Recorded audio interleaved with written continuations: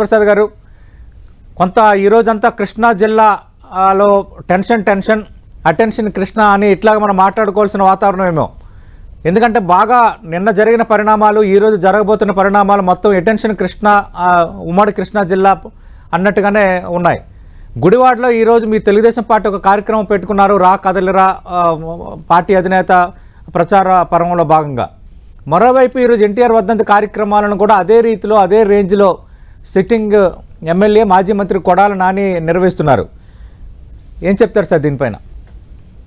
సతీష్ గారు, మీకు అలాగే చర్చలో పాల్గొన్న రవిచంద్రారెడ్డి గారికి, టెంటీ వీక్షకులందరికీ ముందుగా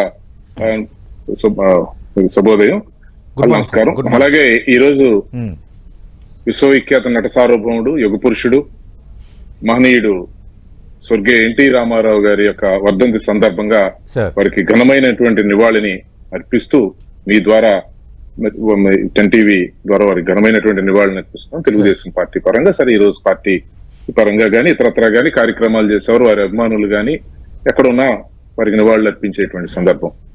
సరే, ఇక్కడ చూస్తే జాతీయ నాయకులు గాని, ప్రధానమైనటువంటి ప్రజలని ప్రభావితం చేసినటువంటి యుగ పురుషులు గాని ఎవరైనా సరే వాళ్ళకి నివాళులు అర్పించవచ్చు, వారి యొక్క జయంతి కార్యక్రమాలు నిర్వహించుకోవచ్చు.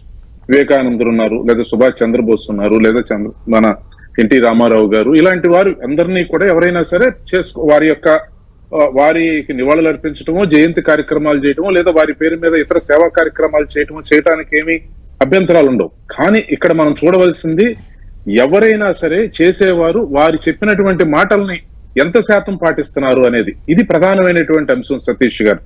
ఉదాహరణకి నేను ఒక భావజాలాన్ని కేవలం నివాళులు అర్పించడం ద్వారానో, లేదా నేను ఒక దండయటం ద్వారానో, లేదా ఆ మాటలు రెండు మాట్లాడటం ద్వారానో అది ఎవరైనా మాట్లాడవచ్చు. కానీ దానిని ఆచరించటం అనేది ఎవరు ఆచరించగలుగుతున్నారు అనేది ఇక్కడ ప్రధానమైనటువంటి అంశం.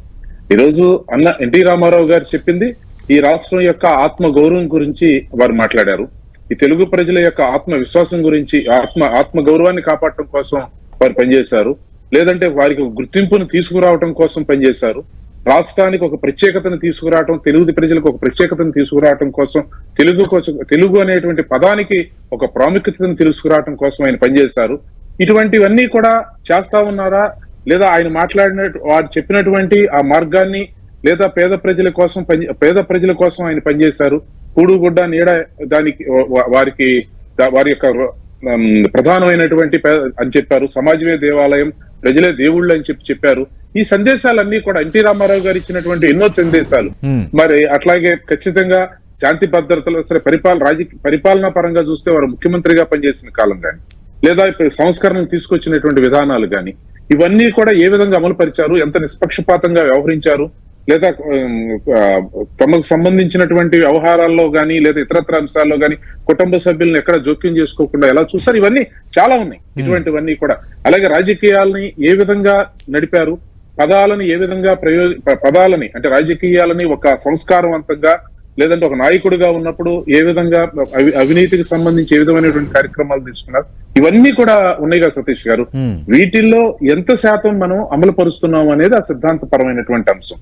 ఇక్కడ ఇప్పుడు నాని గారు ఉన్నారు, ఆయన మాట్లాడినటువంటి మాటలు, ఆయన చెప్పేటటువంటివి ఇవన్నీ కూడా సూటబుల్ అవుతాయా లేదా అనేది ప్రతి ఒక్కళ్ళు కూడా ఆలోచించుకుంటూ ఉంటారు. ఇందా చెప్పాను, నివాళులు అర్పించడానికి ఎవరికాళ్ళు ఇంట్లో నివాళులు అర్పించుకోవచ్చు, లేదా మన వీధిలో ఉన్న ఒక విగ్రహానికి వెళ్ళి నివాళులు అర్పించు. విగ్రహాలు పెట్టేది కేవలం ఏదో అలంకారం కోసం కాదండి. వాళ్ళు ఇచ్చినటువంటి సందేశం, స్ఫూర్తి ఏంటి అని చెప్పి భవిష్యత్తు తరాలకు తెలియజేయడం కోసం మనం విగ్రహాలను ఏర్పాటు చేస్తూ ఉంటాం. ఆ స్ఫూర్తిని మనం విగ్రహాలను ఏర్పాటు చేసేవారు కానీ, లేదా నివాళులు అర్పించేవారు కానీ, 4 మాటలు మాట్లాడేవారు కానీ, వారి గురించి గొప్ప విషయాలు చెప్పదాం అనుకుని ప్రయత్నం చేసేవారు కానీ, కనీసం వాటిలో 10% అమలు పరిచేటువంటి ప్రయత్నం జరుగుతా ఉందా లేదా అనేది చేసుకుంటే అప్పుడు మనకి నైతికత వస్తుంది అనేది నా యొక్క అభిప్రాయం. నివాళులు అర్పించేటువంటి నైతికత. రామకృష్ణ ప్రసాద్ గారు, ఇప్పుడు మనం ఇక్కడ చూస్తే మనకి ప్రధానమైనటువంటిది తెలుగుదేశం పార్టీ పరంగా, తెలుగుదేశం పార్టీలో జరిగినటువంటి అధికార మార్పిడి గురించి వీళ్ళు చాలా సార్లు మాట్లాడుతూ ఉంటారు, పదే మాట్లాడేటువంటి సందర్భం. ఆ రోజు ఒక రాజకీయ పార్టీని వివిధ సందర్భాల్లో కార్యకర్తల్ని గౌరవించి గుర్తించుకొని వాళ్ళని కాపాడుకోవాల్సిన బాధ్యత నాయకుడి మీద ఉంటుంది. అధికారమే పర్వామిది, మేము అధికారం వచ్చిన తర్వాత అడుగు తీసి బయట పెట్టాం, మా కార్యకర్తలను ఎవరిని మాతో మాట్లాడడం, మా నాయకులు ఎవరితో సంబంధాలు పెట్టుకోం, మా అధికారం రావడం కోసం మేము ఏదమైనటువంటి అక్రమమైనటువంటి మార్గాలు అవలంబిస్తాం అనుకునే వాళ్ళకి అది అవసరంలా. ఆ రాజకీయ పార్టీ అనేది వాళ్ళకు ఒక వ్యాపార సంస్థ లాంటిది. ఒక రాజకీయ పార్టీని సేవా సంస్థగా చూసినా ప్రజాస్వామ్యాన్ని కాపాడటం కోసం ఒక రాజకీయ పార్టీ ఉండాలని చెప్పి భావించే వారికి, లేదా ప్రజల యొక్క మనుగడ భవిష్యత్తు ఉండాలని భావించే వారికి ఈ సిద్ధాంతపరమైనటువంటి వైరుధ్యాలు ఖచ్చితంగా వస్తాయి దీనిలో. సతీష్ గారు, ఇప్పుడు కొడాలి నాని, నేను జిల్లా యువత ప్రెసిడెంట్ సెక్రటరీ చేశాం. నాని నేను 94, 94, 93, 94 అతని జిల్లా యువత ప్రెసిడెంట్, నేను సెక్రటరీగా పనిచేస్తాం. ఇది నేను ఆ రోజు నుంచి ఉన్నాం. ఇప్పుడు అది నేను అనేది అదే చెప్పేది, పనిచేసేటువంటి ఇప్పుడు నేను పార్టీ యొక్క యంత్రాంగం, పార్టీ యొక్క పటిష్టత కోసం పనిచేస్తాం. ఆ ఆర్గనైజేషన్ లో ఆయనకు సంబంధించినంత వరకు ఆయన అధికార పదవులు పొందే దానికోసం ఆయన టర్న్ తీసుకున్నాడు. సరే, అవకాశాలు ఎవరికి వచ్చినాయి ఎవరికి రాలేదు అనేది అట్లా పెడితే, వచ్చినటువంటి అవకాశాలని ఎంత సద్వినియోగం చేసుకున్నాం అనేది ఇక్కడ ముఖ్యం. చాలా మందికి అవకాశాలు వస్తాయి. నేను చెప్పేది అదే. ఇప్పుడు మీరేం చేస్తారు, ఇప్పుడు ఒక అవకాశం వచ్చింది సతీష్ గారు, నాకే వచ్చింది అనుకుందాం. నేను చాలా మాటలు చెప్తాను, చాలా 10 ఏళ్ల నుంచి టీవీల్లోనో ఏదో మాట్లాడుతూ ఉంటాం. మా మిత్రుడు రవిచంద్రారెడ్డి అన్నట్టుగా నిదానంగా చెప్తా ఉంటాం. నేను దానిలో 10% అన్నా 20% చేశానా లేదా అనేది ఆత్మాలోచన చేసుకోవాలి కదా. కనీసం మీలాంటి వాళ్ళు అబ్జర్వ్ చేసినప్పుడు వాటిల్లో 10% అన్నా నేను అమలు పరిచానా లేదా 20% అన్నా అని చెప్పాలి కదా. అది నేను ఇందా నుంచి అనేది. ఇక ఎన్టీ రామారావు గారికి సంబంధించి ఓట్లు అడుగుతున్నామంటే అది మా హక్కు. ఎన్టీ రామారావు గారు మా హక్కు. మీకు ఇతర రాజకీయ పార్టీలు వాళ్ళు కూడా ఆయన బొమ్మ పెట్టుకుంటే ప్రయత్నం చేసి ఆయన బొమ్మలకి ఓట్లు అడిగేటువంటి, ఆయన బొమ్మ పెట్టుకుని దానికి నివాళులు అర్పిస్తామంటే అది ఎన్టీ రామారావు గారి బ్రాండ్కున్న అది వివిధ ఏ రాజకీయ పార్టీ అయినా ఆయన విగ్రహాన్నో లేదా ఆయన యొక్క పేరునో ఉపయోగించుకునే ప్రయత్నం చేయటం అంటే వారికి ఎవరు ఏ నాయకులు లేరు కాబట్టి వాళ్ళు కూడా రాజకీయ పరమైనటువంటి లబ్ధి పొందే ప్రక్రియ చేపట్టుకుని ఉండొచ్చు. కానీ అది మా హక్కు. అంటే రామకృష్ణ ప్రసాద్ గారు ఈ వ్యాఖ్యలు కరెక్ట్ అయినా, అంటే ఎన్టీఆర్ ను పూజించాలన్నా లేదంటే ఎన్టీఆర్ కు వర్ధంతి కార్యక్రమాలు చేయాలన్నా తెలుగుదేశం పార్టీలోనే ఉండాలా? ఎన్టీఆర్ కేవలం తెలుగుదేశం పార్టీ హక్కేనా? ఆయన తెలుగు జాతి ఉన్నంత వరకు ఎన్టీఆర్ ఉంటారన్నది మనకు తెలుసు కదా. రెండు ప్రపంచవ్యాప్తంగా ఉన్న తెలుగు ప్రజలందరికీ మర్చిపోలేని వ్యక్తి ఎన్టీ రామారావు. తెలుగు రాజకీయాల్లో కానీ తెలుగు జాతి ప్రస్థానంలో కానీ చెరగని ముద్ర వేసిన వ్యక్తి ఎన్టీ రామారావు. అంటే అది కేవలం మనం తెలుగుదేశం పార్టీలో ఉంటేనే ఆయన మా హక్కు, ఇంకా వేరొకరు చేస్తే వాళ్ళ ఉద్దేశాలు వేరే అని అంటాం. అది కరెక్టేనా? ఎన్టీఆర్ అభిమానులు అన్ని పార్టీల్లో ఉన్నారు, అన్ని హోదాల్లో ఉన్నారు, అన్ని స్థాయిల్లో ఉన్నారు. ఇప్పుడు నేను ఇందాక చెప్పబోయింది అదే సార్.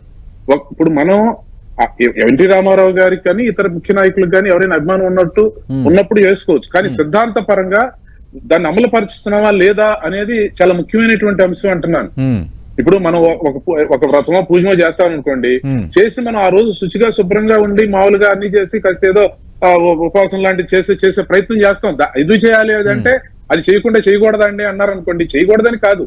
అది ఎందుకు చేసేదంటే అది ఒక విధానం. అది ఒక విధానం ప్రకారం చేస్తే చూసే వాళ్ళకి ఆ రెండు కూడా కోఆర్డినేట్ అవుతాయి. ఇప్పుడు ఏదో స్నానం చేయకుండా మేము ఏది పడితే అది పూజ చేసుకుంటామండి, వ్రతం చేస్తామండి అన్నారు అనుకోండి, ఎవరు వద్దంటారు సార్? అంటే నేను ఇది ఎందుకు చెప్పానంటే, మీరు దాని మీద నమ్మకం ఉన్నప్పుడు, విశ్వాసం ఉన్నప్పుడు దానిలో ఆచరించే ప్రయత్నం చేయాలంటే ఏదైనా కూడు గూడు గుడ్డ ఇదే కదా. అంటే ఎన్టీ రామారావు ఆయన కోరుకున్నది. అంటే నేనంటే ఆయన వద్ద ఏదో సరే మీరు టెన్షన్ అన్నారు, ఆ సబ్జెక్ట్ లోకి వెళ్తారని నేను దీన్ని ఎక్కువ దాని గురించి మనం మాట్లాడాల్సి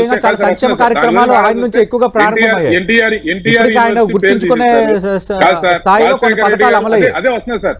నిజంగా ఇప్పుడు కొడాలి నాని గారు ఇంకొకళ్ళకో నిజంగా ఎన్టీ రామారావు గారి మీద అభిమానం ఉండుంటే ఆ రోజే ప్రశ్నించాలి. నేనైతే ఊరుకోను సార్. నేను ఆనెస్ట్ గా చెప్తున్నా కదా. అదే ఎందుకని మేబీ నాకు అవకాశాలు భవిష్యత్తులో నమ్మినటువంటి సిద్ధాంతాన్ని ఆయన ఎన్టీఆర్ సిద్ధాంతాలను ఒకవైపు మీ పార్టీలోకి కొన్ని నేతలు చేరికలు జరుగుతున్నాయి. నిన్న మనం చూసాం, నగర వైసీపీ అధ్యక్షుడిగా ఉన్న బొప్పన బాబుకుమార్ ఆయన నేను 21న పార్థసారథితో పాటు మాజీ మంత్రి పార్థసారథితో పాటు చేరుతున్నాను అన్నారు. అలాగే ఉదయ్ భాను, వైఎస్ఆర్ కాంగ్రెస్ పార్టీకి సంబంధించిన సిట్టింగ్ ఎమ్మెల్యే ఉదయ్ భాను కూడా అసంతృప్తిగా ఉన్నారు అని ఒక బాంబు పేల్చారు. అదొక అంశం. అయితే ఈ నేతలందరూ వస్తున్నారు, ఆల్రెడీ బాలశౌరి జనసేనలో చేరడానికి సిద్ధమైన నేపథ్యం. ఇవన్నీ చూస్తున్నప్పుడు కొంత ఉమ్మడి కృష్ణా జిల్లా తెలుగుదేశం పార్టీ నేతల్లో టెన్షన్ మొదలైందన్న ఒక చర్చ జరుగుతోంది. ఆల్రెడీ పెనంలూరుకు సంబంధించి బోడే ప్రసాద్ ఆయన ఇన్ఛార్జిగా ఉన్నారు, గతంలో ఎమ్మెల్యేగా పనిచేసిన వ్యక్తి. ఆయనతో పాటు మాజీ ఎంపీ కొనకళ్ళ నారాయణ, చాలామంది నేతలు మన భవిష్యత్తు ఏం కాబోతుందన్న ఒక టెన్షన్ నేతలకు పట్టుకుందంటున్నారు. అందులో వాస్తవం ఎంత, మరి దీన్ని ఎట్లా పార్టీ సెటరేట్ చేయబోతుంది? ఇప్పుడు సతీష్ గారు, ఇక్కడ వ్యక్తుల భవిష్యత్తు కంటే రాష్ట్ర భవిష్యత్తు ముఖ్యం ఎవరికైనా. తెలుగుదేశం పార్టీలో సుదీర్ఘకాలం ఇందా చెప్పాను, నానికి అంటే ఎందుకు చెప్పానంటే అది నాని పనిచేస్తాం. తర్వాత చాలా మంది వచ్చారు, చాలా మంది రకరకాల పదవులు చేశారు, చాలా మంది ఇప్పుడు వైసీపీ పార్టీలో ఉన్న వాళ్ళు సగం మంది తెలుగుదేశం పార్టీ నుంచి వెళ్ళిన వాళ్ళే ఉన్నారు. సరే, ఇవన్నీ వాళ్ళకి సరే నాయకత్వాన్ని సుమారు 10 సంవత్సరాలైనా సమర్థవంతమైనటువంటి నాయకత్వాన్ని తయారు చేసుకునేటువంటి శక్తి లేనటువంటి పార్టీ వైఎస్ఆర్. సరే, ఇతర రాజకీయ పార్టీలు చాలా ఉన్నాయిలేండి, వాటి గురించి నేను ఇప్పుడు మాట్లాడను. కానీ ఇదే కాబట్టి నాయకత్వాన్ని సమర్థవంతంగా తయారు చేసుకోగల శక్తి ఉన్నటువంటి పార్టీ తెలుగుదేశం పార్టీ. అయితే ఈ రోజు రాష్ట్ర ప్రయోజనాల కోసం కొన్ని రాజీ పడాల్సినటువంటి కొన్ని సందర్భాల్లో నిర్ణయాలు తీసుకోవాల్సినటువంటి పరిస్థితి వచ్చిందనేది వాస్తవం. ఇప్పుడు నేను 99లో ఎమ్మెల్యే ప్రయత్నం చేశాం. ఆ రోజు ఎలమంచిల నాగేశ్వరరావు పార్టీలో తీసుకొచ్చాం, ఆయన కాంగ్రెస్ పార్టీ నుంచి తీసుకొచ్చాం. అట్లా అయితే ఈ సీటు గెలవగలుగుతామని తెలుగుదేశం పార్టీ తరఫున నెహ్రూ గారి మీద పోటీ అయితే గెలిచాడు ఆయన. అట్లా ఇప్పుడు ఈ సందర్భాలు చాలా ఉన్నాయి. వివిధ సందర్భాల్లో అవకాశాలు రానటువంటి వాళ్ళు చాలా మంది ఉన్నారు. సరే, ఇక్కడ ఇందాక చెప్పాను, మనం సర్వీస్ కోసం వచ్చామా, అధికారం కోసం వచ్చామా అనేది స్పష్టత ఉండాలి. అది కాబట్టి ఇప్పుడు వస్తున్న వాళ్ళని మనం ఎవరైతే వస్తున్నారో వాళ్ళు చెప్పేదానికి సరే వాళ్ళకి అవకాశాలు ఏమిస్తారు, ఎవరికి ఇస్తారు, ఏ సీట్ ని ఎవరికి ఇస్తారు అనేది వేరే విషయం. ఇప్పుడు 30 సంవత్సరాల నుంచి పనిచేసేటువంటి మాలాంటి వాళ్ళ అవకాశం కోసం ఉన్నాం కదా, దాన్ని ఏం తక్కువడానికి మొహమాట పడతలా. ఎందుకున్నాం? అధికారం నేను ఇప్పుడు చెప్తారు, రాజకీయాలకు ఎందుకు వస్తామంటే రాజకీయాలు లేకుండా ఒక ట్రస్ట్ పెట్టుకుని కూడా లేదా ఇతర సర్వీస్ ఏ లయన్స్ క్లబ్, రోటరీ క్లబ్ లో చేరి కూడా మనం కొన్ని యాక్టివిటీస్ చేయరు. కానీ రాజకీయాల్లో మనం అధికార పదవులు ఎందుకు కోరుకుంటాం అంటే కొన్ని ప్రభావితం చేయగలుగుతాం. ఇప్పుడు మిత్రులు రవిచంద్రారెడ్డి గారు కార్పొరేషన్ చైర్మన్ గా ఉన్నారు. ఏదైనా 1, 2, 3 మంచి నిర్ణయాలు తీసుకుంటే అది దీర్ఘకాలం లో కొన్ని ప్రభావితం చేయగలుగుతుంది, సమాజానికి మంచి జరిగేటువంటి ప్రయత్నం జరుగుతుంది. సరే, అటువంటిది ఏమైనా జరిగిందా లేదా అనేది నేను ఈ సందర్భంగా కలవదు. కానీ అట్లాంటిది దానికోసం మాలాంటి వాళ్ళం అవకాశం కోసం చూసే దానికోసం ఏదో అధికారం అనిపించడం కోసం అనేది కాదు. అలాంటి వాళ్ళు ఎక్కువ శాతం తెలుగుదేశం పార్టీలో ఉన్నారు. కాబట్టి ఎవరు దీని గురించి పెద్దగా పట్టించుకోవట్లేదు. అయితే ఇక్కడ ఆలోచించుకోవాలి, అంటే మీరు కూడా పెరంబలూరు నియోజకవర్గానికి చెందిన వ్యక్తి, మీ పేరు కూడా పరిశీలన ఉంది. మీరు కూడా 1-2 సార్లు అదే నియోజకవర్గం నుంచి టికెట్ ఆశించారు. ఆల్రెడీ బోడే ప్రసాద్ ఆయన సిట్టింగ్ ఎమ్మెల్యేగా గతంలో చేశారు, పార్టీ ఇన్ఛార్జ్ గా ఉన్నారు. ఎందుకంటే మచిలీపట్నం దాదాపు బాలశౌరికి పొత్తులో భాగంగా కన్ఫర్మ్ అన్న చర్చ జరుగుతుంది. కొనకళ్ళ నారాయణ ఎక్కడ అకామిడేట్ చేస్తారనేది ఒక ప్రశ్న, ఇప్పుడు బోడే ప్రసాద్ ఎక్కడ అకామిడేట్ చేస్తారనేది ఒక ప్రశ్న. నిన్న బొప్పన బాబుకుమార్ చెప్పిన మాటలు బట్టి ఇప్పుడు ఆయనకు ఒక నియోజకవర్గాన్ని కేటాయించి ఉందన్న చర్చ ఒకవైపు. 4వది, నిన్న ఆయన మాటల్లోనే సామినేని ఉదయ్ భాను కూడా అసంతృప్తిగా ఉన్నారు అని అన్నారు. అంటే సామినేని ఉదయ్ భాను కూడా పార్టీ మారబోతున్నారా అన్న అనుమానం వచ్చేటట్టుగా ఆయన మాట్లాడారు. ఒకవేళ ఆయన వస్తే ఇప్పుడు జగ్గంపేటకు సంబంధించి కూడా మరి ఆయనకి అష్యూరెన్స్ ఇస్తారా? సార్, నేను చెప్పేది ఒక్క మాట సతీష్ గారు, అంటే నేను చాలా అనుభవంతో చెప్పేటువంటి మాట. It's take it granted. ఎందుకంటే రాజకీయాల్లోకి వచ్చిన వాళ్ళు 80 వచ్చిన తర్వాత అయినా, కనీసం చాలా వచ్చిన తర్వాత అయినా 80% మంది ఏదో ఒకటి చేయాలనేటువంటిది లేదా ఒక మంచి గుర్తింపు తెచ్చుకోవాలనే ప్రయత్నమే జరుగుతుంది సార్. పదవులోకి వచ్చే వరకు సరే వ్యాపారాలు చేసుకున్న వాళ్ళు రావచ్చు, కాంట్రాక్ట్ లేదు, ఏదేదో వస్తా ఉంటారు, ఇంకోటో నేను కాదంటలేదు, లేదా వారసత్వంలోనే వస్తారు. వచ్చిన తర్వాత ఒక పదవి హోదా వచ్చిన తర్వాత ఏదో చేయాలనేటువంటి తప్పన ఉంటుంది. అది సాధ్యం కానప్పుడు అసంతృప్తే ఉంటుంది సార్. ఇంకా దాని గురించి ఇంకో మాట మాట్లాడేటువంటి ప్రయత్నం ఉండదు. అది రాజకీయ పార్టీగా ఏం చేయలేకపోయారు. ఇప్పుడు వైఎస్ఆర్ కాంగ్రెస్ పార్టీ శాసనసభ్యులు ఉన్నారు సార్, వాళ్ళని చెప్పమానండి, గుండె మీద చేసుకుని ఇదిగో ఇది చేస్తామని చెప్పమానండి. లేదా ఈ రాష్ట్రానికి ఇదిగో మా నాయకత్వంలో 5 సంవత్సరాల మా నాయకత్వంలో ఇది చేసాం, ఈ రాష్ట్రానికి ఒక పర్మనెంట్ ప్రాజెక్ట్ ని మేము పోరాటం చేసి మేము ఒక ఉద్యమాన్ని చేసి ఇదిగో ఇది తీసుకొచ్చాం, this is the pride of the state, మేము చేయగలిగాం ఇదిగో ఈ కేంద్రం నుంచి. లేదా ఏదో ఒకటి, అంటే నేనేమంటున్నానంటే మనకు ఒక ప్రైడ్, మేము ఇదిగో ఈ దీనికోసం ఇచ్చారు, ఒక అవకాశం ఇచ్చారు. రాజకీయాల్లో నాయకత్వాలు మారుతా ఉండాలా, అవకాశాలు వస్తా ఉండాలి. అలా వారికి కూడా వచ్చింది, జగన్ గారికి వచ్చింది, వైఎస్ఆర్ కాంగ్రెస్ పార్టీకి వచ్చింది. మంత్రులు చెప్పండి, ఇది రూపకల్పన చేసాం, ఇది అద్భుతం, శ్లాఘించబడింది. పార్టీ భవిష్యత్తు మన భవిష్యత్తు కంటే రాష్ట్ర భవిష్యత్తు ఇంపార్టెంట్ అన్నదే మీరు ఆలోచిస్తున్నారు. అంటే మీలాగా ఎంతమంది ఆలోచన చేస్తారు ఇప్పుడు పార్టీకి సంబంధించి? నేను అదే అడుగుతున్నాను. ఇప్పుడు బోడే ప్రసాద్ కానీ, కొనకళ్ళ నారాయణ కానీ, రేపు సామినేని ఉదయ్ భాను వస్తే చిన్న తాతయ్య కానీ, వీళ్ళందరూ భవిష్యత్తు ఏంటనేది ఖచ్చితంగా ఒక ప్రశ్న కదా. అలాగే మీ పార్టీకి సంబంధించిన ఎంపీ వైసీపీలో చేరుకోరు, ఆయన వైసీపీ ఎంపీ అభ్యర్థిగా రంగంలో ఉండబోతున్నారు. నాకుంది అవకాశం, నేను అవకాశాన్ని కోరుకున్నాం. 2014 నుంచి 19 మధ్యలో అవకాశాన్ని కొన్ని అవకాశాలు 14లో అవ్వాలి. ఆ రోజున కొన్ని పరిస్థితుల దృష్ట్యా బోడే ప్రసాద్ కి ఇచ్చినటువంటి పరిస్థితి ఉంది. ఇదేమి పెద్ద రహస్యాలేం కాదు. అయితే నేనేమంటానంటే పార్టీ కోసం, ప్రజల కోసం మనం పనిచేసేటప్పుడు అవి యాడెడ్ ఫ్లేవర్స్ అవుతాయి అంటున్నాను. ఇక్కడ చాలా మంది రవిచంద్ర రెడ్డి గారు నిన్న ప్రకటించడం ఆలస్యం కావచ్చు కానీ 75 అసెంబ్లీ స్థానాలకు కూడా టీడీపీకి అభ్యర్థులు లేరంటాం కరెక్టేనా? పార్టీ ఇన్ఛార్జీలు ఉన్నారు, మాజీ ఎమ్మెల్యేలు ఉన్నారు, మాజీ మంత్రులు ఉన్నారు, ఆ పార్టీకి బలమైన క్యాడర్ ఉంది. రవిచంద్ర రెడ్డి గారు వైసీపీ పరిస్థితుల్లో తెలుగుదేశం పార్టీ చేసింది. ఎందుకంటే